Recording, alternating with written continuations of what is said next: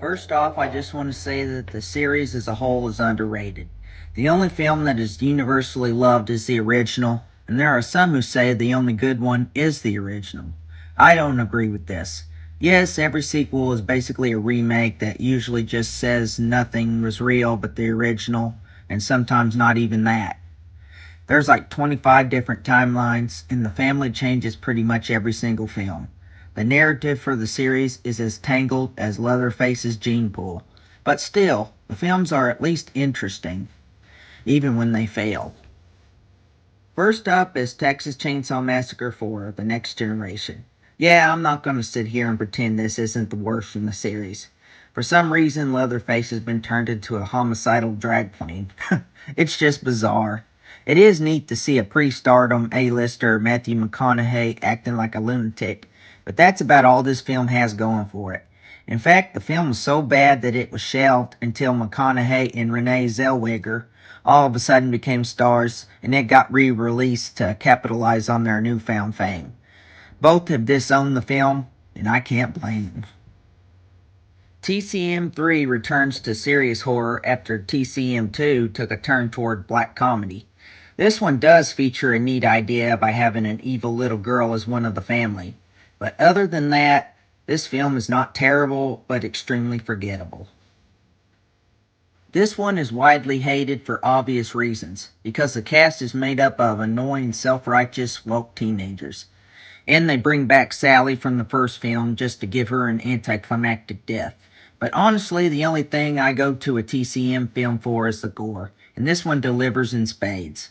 The bus scene in particular is one of the best scenes in the franchise. So no, it's not a good movie, but the gore at least makes it watchable.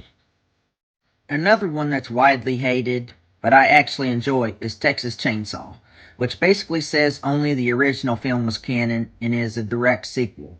The film gives a neat twist where we find out that the final girl is actually related to Leatherface, and they kind of bond in the end. I don't know, I'm probably too easy on it, but I don't think it's so bad.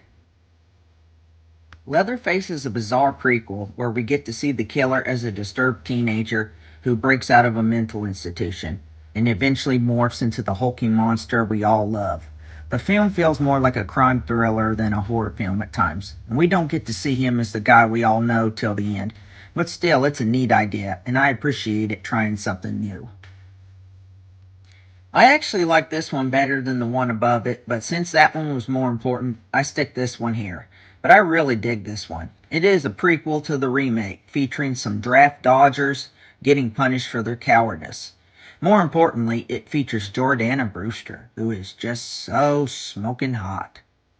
The gore is a lot more intense than the remake, and is really one of the goriest films in the franchise. Even though it was a prequel that no one asked for, it is still a fun ride.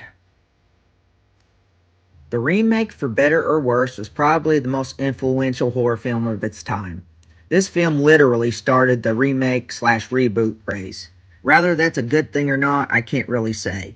Without it, you wouldn't get sweet films like The Evil Dead or Hills Have Eyes remake.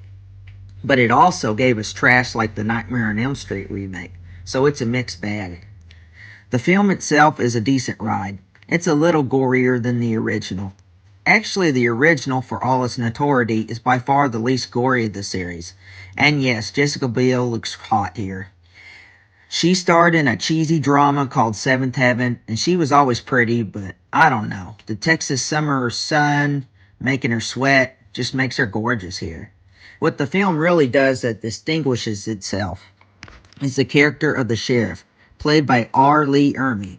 This guy is scarier than Leatherface, and is frankly more insane.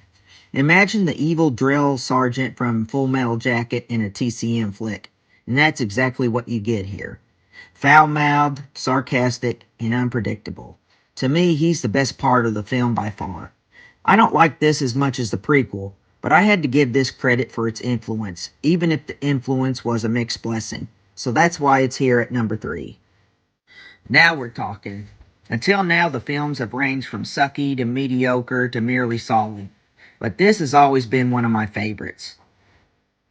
This film and the original are to me the only films that are canon, because this is the only other film that features original director Tobe Hooper, and the film couldn't be more different than the first film. The first film was serious and humorless. This film is a full-on black comedy that makes the returning Leatherface family a sick joke, and I love it. The gore was done by Tom Savini, and he is great as always. We get to see a crazy Dennis Hopper, and we find out that the older brother has an award-winning chili. Gee, I wonder what he puts in it. Oh, never mind. Don't ask. Leatherface also falls for the cute final girl here, and he has to choose between pleasing his crazy family and the girl he's trying to please. The standout is a new family member known as Chop Top, a Vietnam vet suffering from shell shock with a plate in his head, who likes to peel off pieces of his skin and eat it. He is even crazier than the hitchhiker, if such a thing is possible. The middle part is slow and boring, but overall you get a funny, gory thrill ride, which is a perfect companion to the first, even though it has almost nothing in common with it. Of course, the original is the best. Why even ask? As much as I love number two, there's no other film in the series that comes close to this film, which is one of the 20 best horror films of all time. Hope you enjoyed this. See me later on the Hillbilly Review channel, and watch for more horror.